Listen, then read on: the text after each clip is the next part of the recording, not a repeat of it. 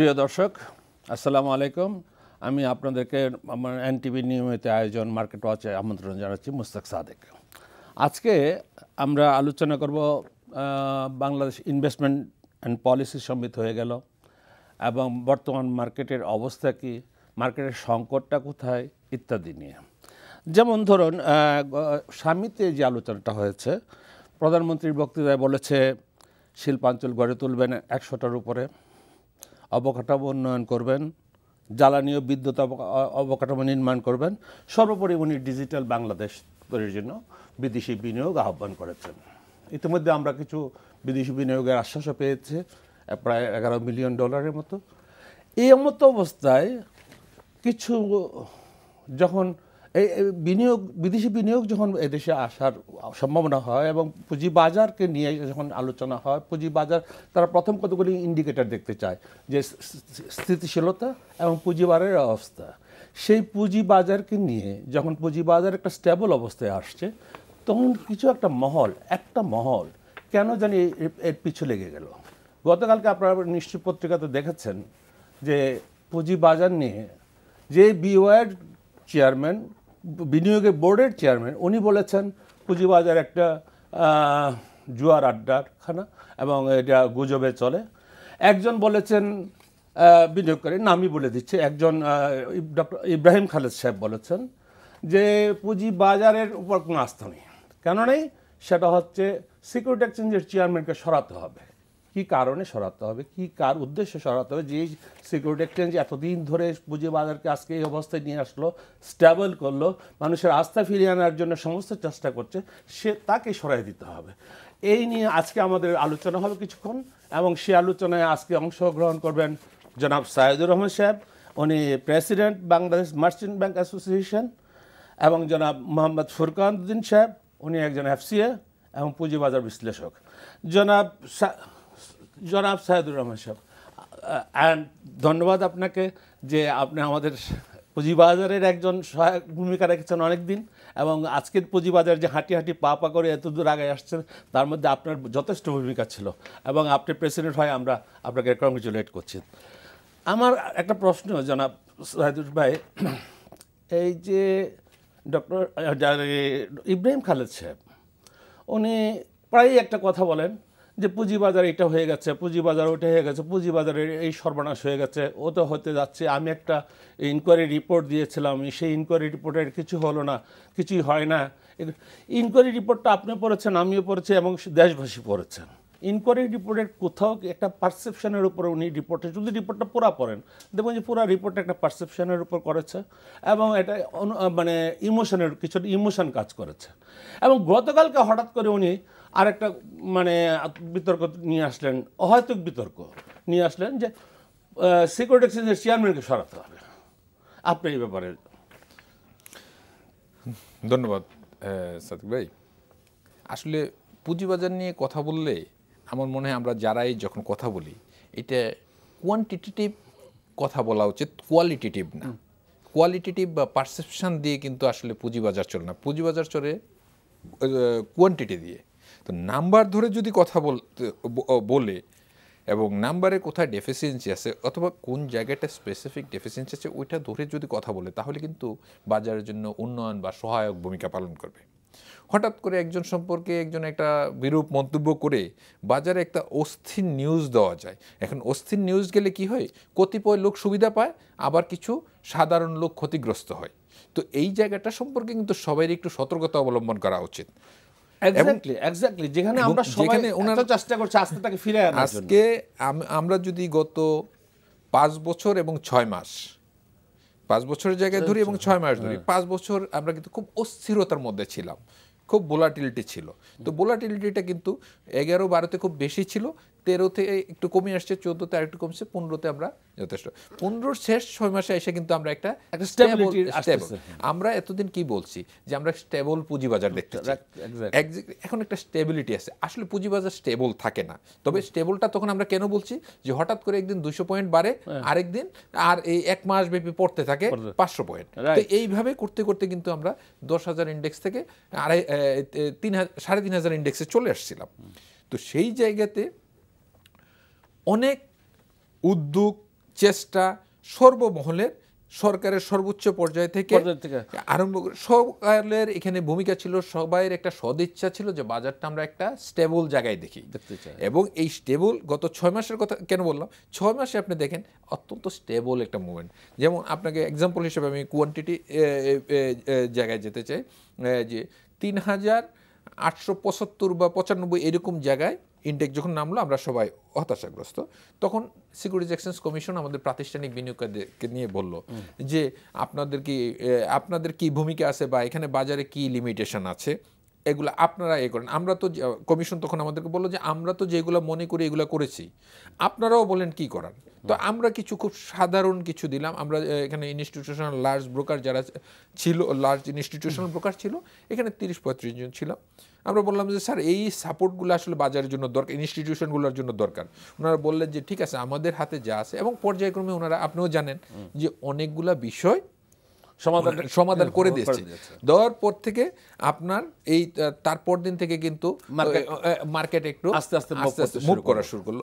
Move করে প্রায় ৪,৬০০-তে আসলো। আসার পরে আবার একটা কারেকশন মোডে গেল। সবচেয়ে বড় হলো ভলিউমও বাড়লো, সাথে সাথে যখনই ট্রানজাকশন ইন্ডেক্স বাড়তেছে, ভলিউম বাড়তেছে, সবকিছুই, এবং আমাদের সবার মধ্যে কিন্তু একটা আস্থা ফিরে আসছে, এবং ওই আস্থাটা কিন্তু এখনো আমি দেখছি। এরপরে একটা কারেকশন মোডে গেল, আবার 200-300 পয়েন্ট কমে গেল। কমে যাওয়ার পরে আমরা এর মধ্যে বাংলাদেশ ব্যাংকের সাথে, মিনিস্ট্রির সাথে আমরা বিভিন্ন রকম করছি। বাংলাদেশ সিকিউরিটিজ এক্সচেঞ্জ কমিশন ওনাদের পক্ষ থেকে করেছেন। এর মধ্যে বাংলাদেশ ব্যাংক একটা সুযোগ আমাদেরকে তৈরি করে দিলেন, তাদের প্রতি এই জন্য আমরা কৃতজ্ঞতা জানাই পুঁজিবাজার পক্ষ থেকে, যে ওনারা আসলে সার্বিক অবস্থাটা বিবেচনা করে আমাদের এই সাবসিডিয়ারি কোম্পানির এই ক্যাপিটালের এক্সপোজার থেকে বের করে দিলেন। আমাদের এখানে একটা ইনভেস্টমেন্টের স্কুপ তৈরি হলো। তো এই স্কুপ তৈরি হওয়ার কারণে আবার দেখা গেল যে 300-400 পয়েন্ট কিন্তু প্লাস হইল। এখন এই জায়গাতে দেখেন 2 দিন বাড়ে, 1 দিন কমে, অথবা 1 দিন কমে 2 দিন আবার এরকম একটা মোটামুটি একটা স্টেবল জায়গা। এখন তো পুঁজিবাজারের চরিত্র বা বৈশিষ্ট্য আমরা যাই বলি, এইরকমই তো হওয়ার কথা। এবং দেখেন কালকে দেখেন টেক্সটাইল সেক্টর খুব ভালো ছিল, আজকে আবার টেক্সটাইল সেক্টর একটু স্লো আছে। তো এইভাবে মুভমেন্ট করে কিন্তু পুঁজিবাজার, এটা ক্যাপিটাল বাজার, ক্যাপিটাল মার্কেট এরকমই হয়। এবং উনি, আমার প্রশ্নটা ছিল, আমি আসতেছি সেই জায়গাতেই, তো এইরকম একটা সিচুয়েশনে হঠাৎ করে উনি একটা বোমা ফাটালেন যে এসএসসি চেয়ারম্যানকে পরিবর্তন। এখন চেয়ারম্যান সাহেবের দোষটা কি? আর সেটা তো বলতে হবে যে এই কারণে ওনাকে পরিহার করা দরকার।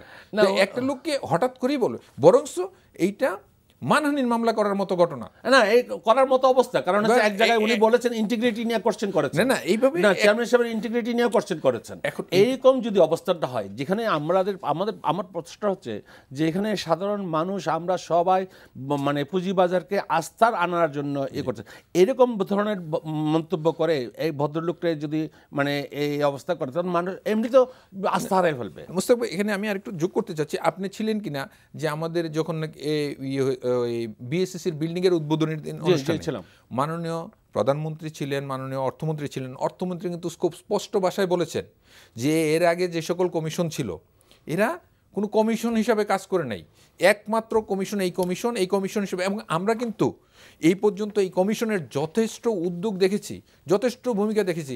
হেলালি সাহেব বিভিন্ন মিটিং এ যাচ্ছেন, বিভিন্ন জায়গায় বক্তব্য রাখতেছেন, চমৎকার কথা বলছেন। এবং না, এটা ছাড়া আমরা এতে কোয়ান্টিটিভ জায়গায় যদি আসি, দেখেন, এবং আমরা ভালো বলছি জন্য না, আমাদেরকে, আমি নিজেও পানিশমেন্টের আওতাধীন আসছি, কিন্তু তাই বলি কি আমি কমিশন খারাপ? আমি বলবো যে আমাকে পানিশমেন্ট দিয়েছে, সেই জন্য আমি কমিশন কাছে কৃতজ্ঞ, কারণ আমাকে সংশোধন করার সুযোগ তৈরি হয়েছে। আমি আপনার সাথে আবার আসবো, এই পয়েন্টে আবার আসবো। তো এখানে আপনি শুনেন, তাহলে এসএস কি করতে, প্রত্যেকটা কমিশন মিটিংয়ে দেখবেন যে কোনো না কোনো brokerage house, merchant bank, even individual সিইউকে পানিশমেন্টে নিয়ে আসছে, ব্রোকারেজের সিইউকে আসছে, মার্চেন্ট ব্যাংকের সিইউকে মার্কেট থেকে আউট করে দিয়েছে। উনি কি বুঝাতে চাচ্ছেন, আমরা স্পষ্ট বুঝতে পারি নাই, উনি বোধহয় একটা ব্যক্তি আক্রোশ, মানে ওনার ব্যক্তি আক্রোশ প্রকাশ করলে আমাদের পুরো পুঁজি বাজারের জন্য, যে পুঁজি বাজার নিয়ে সরকারের সর্বোচ্চ মহল থেকে এটাকে তদারকি করছে না, এবং সবচেয়ে বড় কথা উনি কে, উনি উনি উনি এই মন্তব্যটা করার জন্য কি মানে ইজ কোয়ালিফাইড টু মেক? আমরা সেইটা বলছি না। আমরা কথা হলো যে আমরা কেন ওনার মন্তব্যের জন্য পুঁজি বাজার কেন ক্ষতিগ্রস্ত হবে, আমরা কেন দ্বিধাদ্বন্দ্বে ভুগবো, বিনিয়োগকারী কেন দ্বিধাদ্বন্দ্বে ফুরকান ভাই, আমি ফুরকান ভাইয়ের কাছে একটু যাচ্ছি। ফুরকান ভাই প্লিজ, অনেকক্ষণ আপনাকে বসে রাখছি। সাইদুল ভাই হি ওয়াজ ভেরি মানে বেটার। No, it's alright.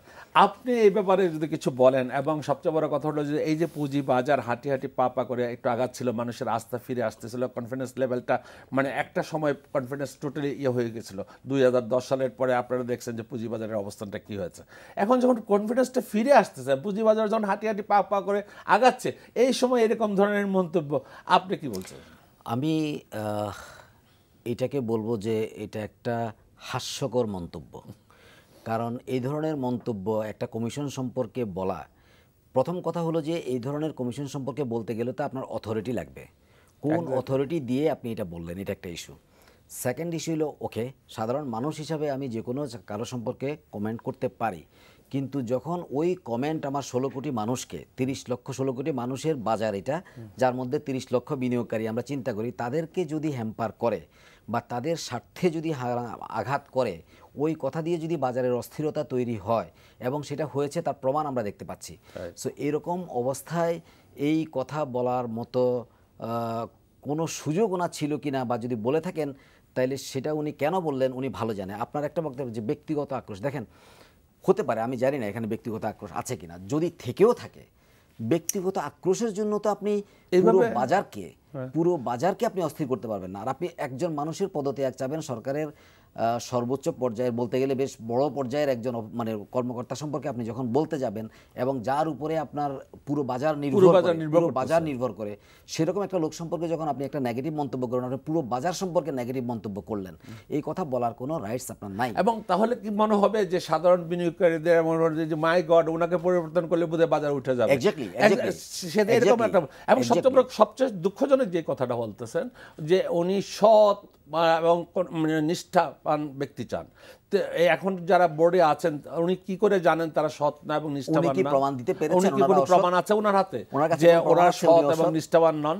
এবং এই যে এইসব কথাগুলি বলে শুনেন, প্রতিবার যখন পুঁজিবাজারটা মানে হাটের উপরে উঠতে যায় এবং বাজারটা যখন চলমান হতে চায়, তখনই কিছু একটা মহল এটাকে এমনভাবে ক্রিটিসাইজ করতে শুরু করে যে পুঁজিবাজারটা আবার মুক্ত করে পড়ার মতো। আমি ডাইরেক্টলি এবং ইনডাইরেক্টলি এই পুঁজিবাজারের সাথে অনেক দিন ধরে রিলেটেড। সো এই রিলেশনের ক্ষেত্রে আমি দেখছি, এর আগে তো অনেকগুলো কমিশন আমি দেখেছি, অনেকগুলো কমিশনের সাথে কাজ করার সৌভাগ্যও আমার হয়েছে। কিন্তু ফরচুনেটলি এই কমিশন, এই 30 লক্ষ বিনিয়োগকারী একটা ফরচুনেট কমিশন হিসেবে পেয়েছিল। এবং তারা কিন্তু এতদিন পর্যন্ত কোনো এই যে 5টা বছর কথা হয়েছে, কোথা থেকে পুঁজিবাজারকে কতগুলি রিফর্মস আছে, এই দেখেন আপনি গত লাস্ট 2 ইয়ার্সে কতগুলি রিফর্মস হয়েছে, এবং সেই রিফর্মগুলোর উপরে তো ভিত্তি করে পুঁজিবাজার আস্তে আস্তে আবার স্টেবল হতে শুরু করলো। এবং সেবির চেয়ারম্যান, আমি আপনাকে দুজনকে আমি একই প্রশ্ন করবো, সেবির চেয়ারম্যান আসছিলেন, সেবির MOU সাইন হয়ে গেলেন, যেখানে প্রধানমন্ত্রী বুঝতে পারলেন যে মানে অবকাঠামো উন্নয়নের জন্য বা এই যে ইনফ্রাস্ট্রাকচার সব কিছুর জন্য মানে শুধু ব্যাংকের উপর নির্ভর করলে চলবে না, পুঁজিবাজারের উপর নির্ভর করতে হবে। এবং পুঁজিবাজারকে নির্ভরশীল করার জন্য প্রধানমন্ত্রী নিজে বললেন, মাননীয় প্রধানমন্ত্রী বললেন যে আমি একটা স্টেবল পুঁজিবাজার চাই। এবং তখন বাংলাদেশ ব্যাংক নড়ে চড়ে বসলো যে আপনাদের এক্সপোজার লিমিটের অবস্থানটা মানে তারা ঠিক করলেন, এবং ভবিষ্যতে আরও ঠিক করতে যাচ্ছেন এবং আরও এক্সটেন্ড করতে যাচ্ছেন অনেক কিছু, এবং পুঁজিবাজারকে সচল করার জন্য সর্বপ্রকার চেষ্টা হচ্ছে। কিন্তু হঠাৎ করে এতদিন কারো মুখ কোনদিন খোলা হয়নি, হঠাৎ করে উনি মুখ খুললেন যে পুঁজিবাজারের চেয়ারম্যানকে সরাও, মানে অস্থিরতা কমবে না।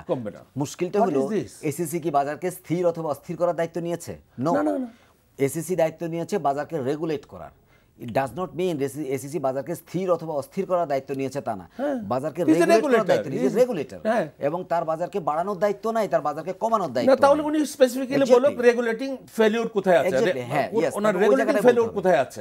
এবং উনি যেভাবে বললেন, একটা মানে দৈনিকের একদম লিড নিউজ করে দিলেন, এবং লিড নিউজে যেই সব যেভাবে লিড নিউজটা আসলো, সাধারণ মানুষ সত্যিকার আতঙ্কিত হয়ে গেছে। এবং মানে আমি কালকে অনেক টেলিফোন পেয়েছি যে মুস্তাক ভাই, what is it going on, তো এক্স্যাক্টলি যদি এরকম একটা সমাজের একটা মানে উনি নিজেকে দাবি করেন একটা বিশ্লেষক বা উনি একজন ঊর্ধ্বতন কর্মকর্তা ছিলেন, কেউ কারো আমি পিছু ঘাটতে চাই না, মানে সবারই কিছু না কিছু থাকতে পারে, কিন্তু উনি যেভাবে মন্তব্যটা করলেন, যেভাবে একদম বিগ নাম মেনশন করে, যে পোস্ট মেনশন করে, ইজ ইট অলরাইট? সেবির চেয়ারম্যান কি বলে গেলেন, আমাদের এমইউটাতে কি আছে, লিটারেসি শেখাবে, আমরা ডেরিভেটিভসে যাব, ডেরিভেটিভসের কথা হচ্ছে এখন, যখন পুঁজিবাজার আরও সমৃদ্ধ হওয়ার কথা হচ্ছে যখন, তখন উনি বোমা ফাটালেন এমনভাবে একটা, যে মানে একটা সবার মনে একটা প্রশ্নবোধক চিহ্ন চলে আসলো, হোয়াট ইজ ইট? না, এটা ডেফিনেটলি উনি আসলে চাচ্ছেনটা কি? উনি কি চাচ্ছেন বোধহয় উনি বোঝেন নাই সিরিয়াসলি। উনি যদি প্রেসিডেন্ট সাহেব তাহলে হয়তো উনি এটা বলতেন না। হ্যাঁ, আমার মনে হচ্ছে যে উনি আসলে সার্বিক, ওই যে বললাম আপনাকে প্রথম, ওই যে কোয়ালিটেটিভ ইয়েতে উনি কথা বলছেন, কোয়ান্টিটেটিভ না। যেমন ওনার রিপোর্ট ইয়েতে আপনার মনে আছে কিনা, টিটু ভাইয়ের সাথে একটা অনুষ্ঠানে আমি ইয়েতে এটিএনে উনি ছিলেন, টিটু ভাই। তো টিটু ভাই প্রশ্ন করলো যে স্যার আপনি তো এই যে তদন্ত রিপোর্টটা করলেন কিভাবে, যেটা কিসের বেসিসে করলেন, এটাতে তো, তখন উনি বললো যে আসলে বাংলাদেশে তো কোনো প্রচলিত এই ব্যাপারে কোনো আইন নেই, তো তাইলে করলেন কিভাবে? বললো যে আমি ব্রিটিশ আইনে করছি এটা। তখন টিটু ভাই বললো যে না স্যার, এটা তো আমাদের অর্ডিন্যান্সে স্পেসিফিক করা আছে, তা আপনি তো সেটা, তো এই ব্যাপারটা, এই এক্সাম্পলটা কেন বললাম যে এইগুলো হলো পারসেপশনের উপরে কথা বলা। সাদর ভাই, নট অনলি দ্যাট, উনি আমাদের ডিমিউচুয়ালাইজেশন নিয়ে প্রশ্ন তুলেছেন, উনি আমাদের বোর্ড নিয়ে প্রশ্ন তুলেছেন। আমি ডিমিউচুয়ালাইজেশন, তো ডিমিউচুয়ালাইজেশন পৃথিবীর কোন দেশে এর চেয়ে স্মুথ ডিমিউচুয়ালাইজেশন হয়েছে, এত অল্প সময়ের মধ্যে হয়েছে? এবং ডিমিউচুয়ালাইজেশন বলতে উনি কি বুঝাচ্ছেন জানেন? যে এখান থেকে মানে আমরা ব্রোকারদেরকে সরায় দিলেই বোধহয় সবকিছু, এটা তো ডিমিউচুয়ালাইজেশন অ্যাক্টের মধ্যে আছে, অ্যাক্টের বাইরে তো ওনার কোনো কিছু করার নেই। ডিমিউচুয়ালাইজেশনের ধারণাটা ওনাকে আগে পরিষ্কার করতে হবে, কেন আমাদের ফুল ডিমিউচুয়ালাইজেশন হয় নাই যে উনি বললেন, ওনাকে এটার সাথে রিজনটা বলা দরকার ছিল যে এই জায়গাতে ডেফিসিয়েন্সি রয়ে গেছে। উনি বলছেন যে এখনো ব্রোকাররা রয়ে গেছে, তারে ওনারদের তো 1/3 থাকবে বোর্ডে, এটা আইনে বলা আছে। রাইট, আমি একটা টেলিফোন নিতে হচ্ছে, আমার ভদ্রলোক অনেকক্ষণ ধরে। প্রিয় দর্শক, আপনার নাম কি বলে প্রশ্নটি করেন? আমার প্রশ্নটা হলো গিয়ে, 2 দিন আগে যে অনুষ্ঠানটা যে শেষ হলো স্বামী, ওখানে ওই যে ইউনিলিভারের সিইও কে প্রশ্ন করা হলো যে বাংলাদেশে কেন আপনারা রেজিস্ট্রিং হচ্ছেন না। উনি তো এক কথায় বলে দিল আমাদের এখানে রেজিস্ট্রিং হওয়ার মতো কোনো ইচ্ছে নাই। কেন? ওনারা কি আমাদের দেশে থেকে কথাটা বুঝতে পারছেন? ইয়েস, হ্যাঁ বুঝতে পেরেছি। তাহলে আমি বলবো যে দর্শক যে প্রশ্নটা করেছেন, ইউনিলিভারের সিইও হিসাবে এই দৃষ্টতা উনি কীভাবে দেখালেন এটা আমি বুঝি না। প্রশ্ন হলো যে আমি দৃষ্টতা শব্দটা ইউজ করছি এই জন্য যে আমার দেশে আপনি ব্যবসা করবেন, আমার ক্রিম খাবেন, আমার জনগণের টাকা দিয়ে পয়সা কামাবেন, আর আমার জনগণের জন্য আপনি কোনো কিছু অফলোড করবেন না, এই ধরনের দৃষ্টতা আপনি কিভাবে দেখান, আর আমার সরকার কিভাবে এটা সহ্য করলো, এটা আমি বুঝি না। প্রথম পারমিশন দেওয়ার সময় তো একটা কন্ডিশনই থাকে, এটা নাই। প্রথম প্রশ্ন হলো এখানে আমাদের বোধহয় একটা জায়গায় অ্যাড্রেস করা দরকার, যেটা আগে ছিল যে 50 কোটি টাকার উপরে পেইড আপ ক্যাপিটাল হইলে আপনাকে আইপিওতে আসতে হবে, যেটা তুলে দেওয়া হয়েছে। এটা আমার কাছে, এটা আমার ব্যক্তিগত অপিনিয়ন, আমার মনে হয় এটা ঠিক হয় না। এটা করা হয়েছিল এই পারসেপশন থেকে যে ফরেন ইনভেস্টররা যাতে আমাদের দেশে বেশি আসে। প্রশ্ন হলো যে ফরেন ইনভেস্টররা আমাদের যেমন দরকার, তেমনি তাদের জবাবদিহিতাও দরকার। প্রত্যেকটা মাল্টিন্যাশনাল কোম্পানির ক্ষেত্রে যে সুযোগগুলো থাকে, তাদের ফরেন ট্রানজ্যাকশনের পরিমাণ অনেক বেশি থাকে, যেখানে ট্রান্সফার প্রাইসিংয়ের সুযোগ অনেক বেশি। সরকার এখন রীতিমতো ভীত ট্রান্সফার প্রাইসিং নিয়ে, যার জন্য ইনকাম ট্যাক্সের অর্ডিন্যান্সে ট্রান্সফার প্রাইসিং বিষয়টাকে নিয়ে আসা হয়েছে। তাহলে এই জায়গাগুলোকে কন্ট্রোল যদি করতে হয়, তাহলে এইসব মাল্টিন্যাশনাল কোম্পানিগুলো করছে সেটা আমি বলছি না, কিন্তু করছে না সেটা বলার তো সুযোগ আমার নাই। তাহলে আমি যে কথাটা বলবো যে এই ধরনের কোম্পানিগুলোকে যদি বাজারে এনে আরও বেশি জবাবদিহিতার মধ্যে না আসা যায়, এবং আমার কেক, আমার দেশের কেক আমার দেশের জনগণকে শেয়ার করতে দেওয়ার সুযোগ না করা যায়, সেটা ডেফিনেটলি ভুল হবে। আমি বিশ্বাস করি ওনারা মাল্টিন্যাশনাল কোম্পানি, পৃথিবীর বহু দেশে কোম্পানি আছে, আপনার টাকা আছে তাই বলে আপনি আমার দেশের জনগণ এবং সরকারকে দৃষ্টতা দেখাবেন, বৃদ্ধাঙ্গুলি দেখাবেন, এটা হতে পারে না। আমি বিশ্বাস করি এই কথার পরিপ্রেক্ষিতে ইউনিলিভারের এমডি সাহেবের ব্যাপারে আমাদের সরকার সচেতন হবেন, শুধু ইউনিলিভারই নয়, প্রত্যেকটা মাল্টিন্যাশনাল কোম্পানির ক্ষেত্রে। প্রত্যেকটা মাল্টিন্যাশনাল কোম্পানিকে একটা কন্ডিশন থাকা উচিত যে একটা সময়ের পরে তোমাকে আমার এখানে লিস্টেড হইতে হবে। কারণ আপনি যদি পাকিস্তানে হইতে পারেন, যেখানে প্রতি মুহূর্তে বোমা ফাটতেছে, যেখানে মানুষের লাইফ সিকিউরিটি নাই, যেখানে কোনো অর্থনৈতিক সিকিউরিটি নাই, একটা ব্যর্থ রাষ্ট্র হিসেবে যেটা পরিচিত, সেখানে যদি আপনি লিস্টেড হইতে পারেন, আপনি ইন্ডিয়াতে যদি লিস্টেড হইতে পারেন, আপনি আমার দেশে নয় কেন? আমি কি রাস্তা থেকে বানে ভেসে আসছি? আসলে যে ধরনের মন্তব্য করেছেন, দৃষ্টতা ওনারা দেখিয়েছেন অ্যাজ এন ফরেন ইনভেস্টর হিসেবে, বক্তব্যটা ঠিক এরকম ধরনের হওয়া উচিত ছিল না, যেটা তারা সারা পৃথিবীর সব জায়গাতেই মানে বিদেশিরা তাদের লিস্টিং করতে হয়, কিন্তু আমাদের দেশে এখন পর্যন্ত করে না। তারপরে এই সব মন্তব্য যেটা ফুরকান সাহেব আলোচনা করতেছিলেন, আবার আমি সেই আলোচনায় ফিরে। ভাই আমি শুধু ইউনিলিভারের কথাই বলবো না, ইউনিলিভারের তো শেষ করব, প্রত্যেকটা মাল্টিন্যাশনাল কোম্পানিকে যারা আমার দেশ থেকে রুটি রুজি করবে, তারা আমার দেশের জনগণকে কিছু না দিয়ে পুরো টাকাটা নেওয়া উচিত হবে না। কারণ আপনি দেখেছেন যে উনি বলেছে যে কতটুকু পার্সেন্টেজ আমার যে কসমেটিক্সের যে মার্কেটটা আছে, তার মার্কেটের মেজর একটা পার্সেন্টেজ কিন্তু ইউনিলিভার এখানে উঠবে। তার মানে আমার দেশের কি পরিমাণ টাকা বাইরে চলে যাচ্ছে। হ্যাঁ, তারা আমার দেশের সরকারকে দিচ্ছে, কিন্তু আমার দেশে যদি লিস্টিংটা হয়, তাহলে আমার দেশের জনগণ এবং আমার দেশের সরকার তো আরো বেশি ট্যাক্স পাবে। কারণ যে ট্রানজাকশনটা ইউনিলিভার থেকে হবে, সেখানে তো আমার সরকারের একটা দায়িত্ব আছে, ওখানে একটা আছে, প্লাস ফাইন্যান্সিয়াল স্টেটমেন্টের যে কোয়ালিটি বাড়বে আরও বেশি পরিমাণে, সেখানেও কিন্তু আপনার ট্যাক্সের পরিমাণ বাড়বে। কারণ যখন তার ডিভিডেন্ডের জবাবদিহিতার মধ্যে চলে আসবে, তখন ডেফিনেটলি ট্রান্সফার প্রাইসিংয়ের যে যদি কোনো সুযোগ থেকে থাকে, সেগুলো কিন্তু মিনিমাইজ হবে, এবং যত বেশি মার্জিনালাইজ হবে তত প্রফিটেবিলিটি বাড়বে, গভর্নমেন্টের ট্যাক্স বাড়বে, এবং এদিকে যখন আপনার লিস্টিং হয়ে যাবে, তখন সেখানে কিন্তু আপনার ট্রানজ্যাকশন থেকেও তার কিন্তু একটা ট্যাক্স। ফরকান সাহেব, সবচেয়ে বড় কথাটা হচ্ছে, সাইদুর ভাই আপনাকে প্রশ্নটা করতেছি যে আমাদের দেশে অনেকগুলো মাল্টিন্যাশনাল কোম্পানি এখন পর্যন্ত লিস্টেড হয়নি, এবং লিস্টেড হওয়ার মানে ওনারা এতটুকু সুযোগ দেওয়া হয়েছে যে ট্যাক্স পর্যন্ত লিস্টেড হয়ে কমে দেওয়া হবে, তারপরে ওনারা লিস্টেড হচ্ছেন না, এবং না হওয়ার কারণটা কি, এবং কি কারণে ওনারা এরকম না? এইটার ওই না হওয়ার কারণটাও কিন্তু ইউনিলিভারের এমডি উত্তর দিয়েছেন। এটা আমি একটা পত্রিকায় দেখেছি। উনি বলেছেন এখানে আইনগত জটিলতা বেশি, সিম্পলি আইনগত জটিলতা বেশি। আমি একটা পত্রিকায় দেখেছি। তো আইনগত জটিলতা বেশি মানেটা কি?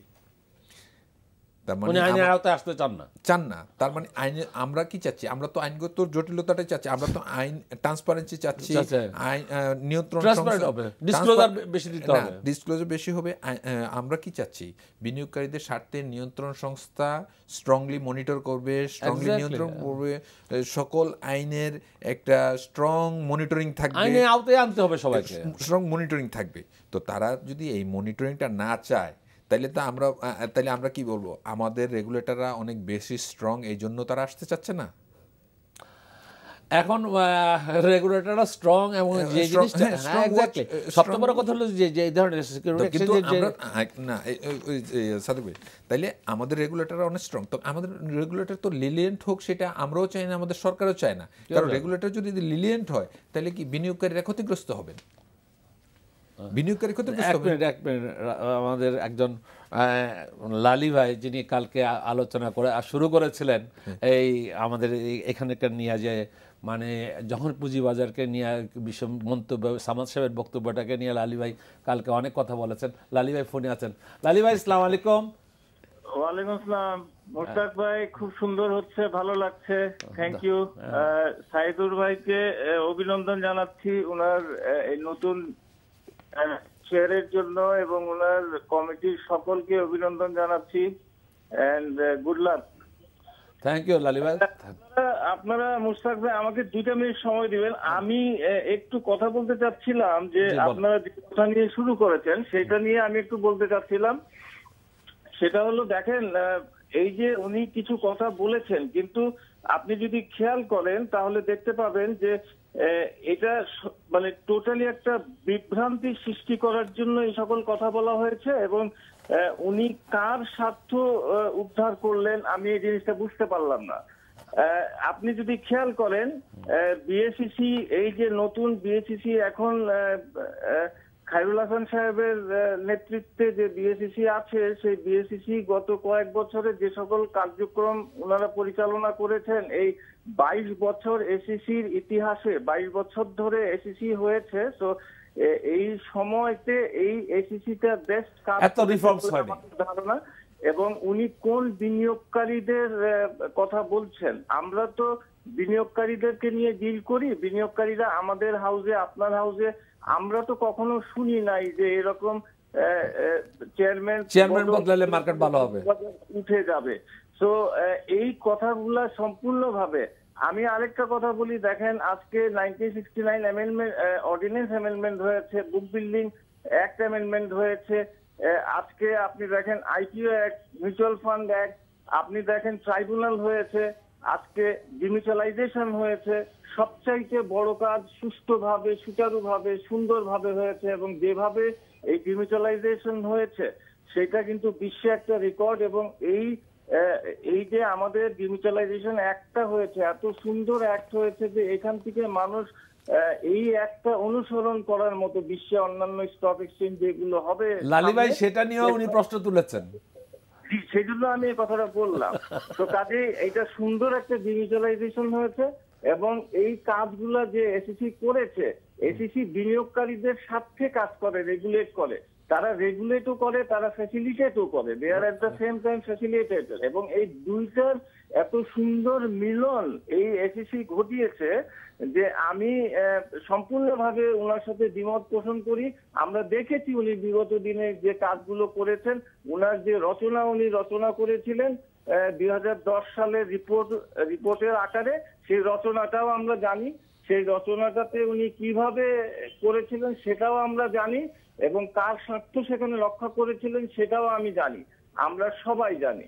এবং আরেকটা কথা বলি যে উনি কিন্তু সেই রিপোর্টে যে এই যে ভূমিকম্প হলো 2010 সালে, যে মার্কেট ধস নামলো, একবার উনি ওনার বাংলাদেশ ব্যাংকে আনে নাই, ওনার জায়গা আনে নাই, সেই ঘটনার স্থলটাকে উনি একটা লাইনও লেখেন নাই। এটা কেন লেখলেন না সেটাও আমরা জানি। এবং উনি আজকে কার স্বার্থ রক্ষা করছেন, কার স্বার্থেই কথা বলেছেন, একটা মানে সম্পূর্ণভাবে একটা বিভ্রান্তির সৃষ্টি করেছেন। আমি মনে করি যে উনার এরকম বিভ্রান্তিকর 2010-এর রিপোর্ট সহ সকল কথাবার্তা অ্যাবসলিউটলি এটা একটা ডাস্টবিনে ফেলার মতো একটা কথা উনি বলেছেন। উনার কোনো কথার কোনো ইয়ে নাই, কোনো লাইন নাই, কোনো কিছু নাই। উনি জানেন না কোন বিনিয়োগকারীর কথা বলছেন, আমাদের বোধগম্য নয়। ওনার সঙ্গে কোন বিনিয়োগকারীর মানে আমরা বিনিয়োগকারী আলোচনা হয় আমি বুঝি না। অ্যাবসলিউটলি। এবং এই এসিসির কথা যদি উনি বলেন তাহলে বিরাট একটা ভুল করছেন। উনি কি নিজে কিছু করতে চান কিনা আমি জানি না। That is what the reality. ওনার সবকিছু লালি ভাই, দিস ইজ দ্য রিয়েলিটি। তো কাজেই এই সকল কথা বিভ্রান্তিকর কথা, মার্কেটের যে একটা প্রভাব পড়েছে ওনার এই কথা, এটা মানে খুব বাজে একটা কথা উনি বলেছেন। আমরা নিন্দা জানাই এবং আমরা এই অনুষ্ঠানটিকে ওনার সকল এই জাতীয় কথাবার্তাকে নিন্দা জানাই এবং ওনাকে এই জন্য উইথড্র করা উচিত এসব কথা।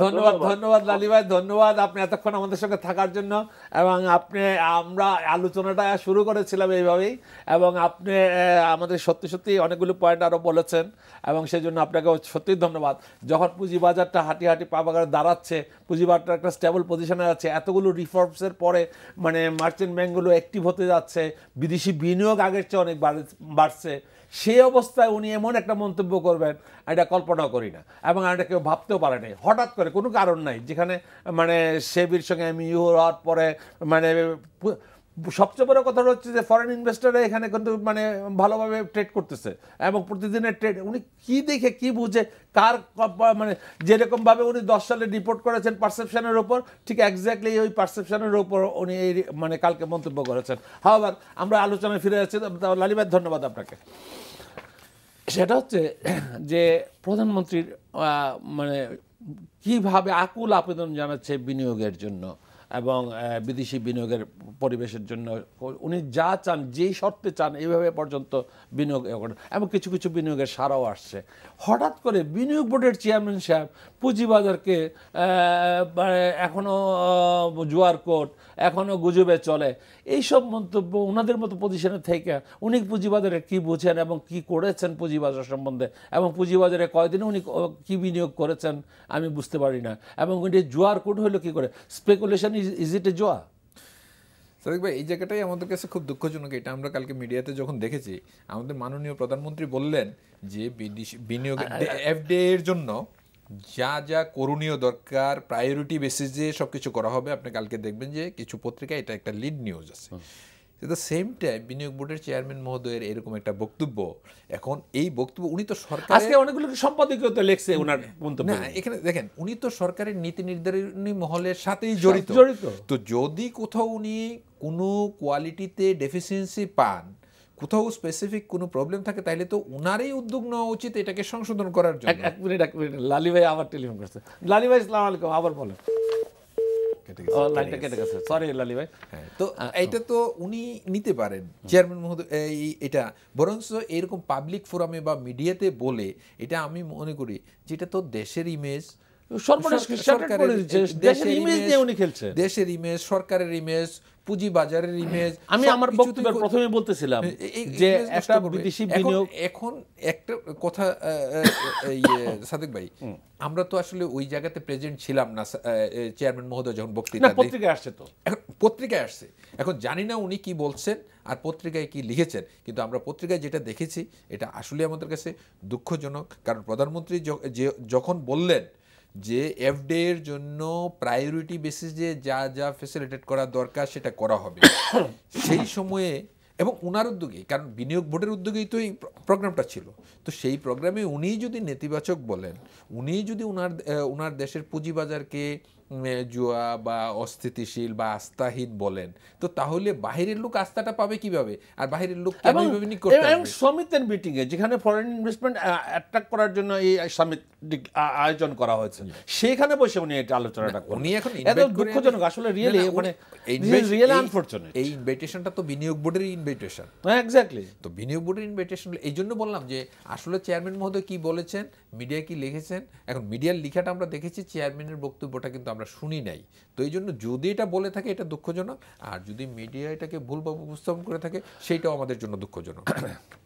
আচ্ছা দেখেন, যাই হোক, আলোচনা কালকে ওনাদের এই সব মন্তব্য এবং কিছু কিছু বিনিয়োগকারীর মধ্যে সত্যিকার অর্থে কিছুটা যে আতঙ্ক বিরাজ করে, কিছুটা তো আতঙ্কিত হয়েছে মানুষ, এবং বাজারে কি ধরনের প্রভাব পড়ছে বলে মনে করেন, এবং আগামীতে বাজারগুলো কেমন যাবে বলে মনে করেন? বাজারটা তো আজকেও আমাদের পজিটিভলি মুভ করতেছে।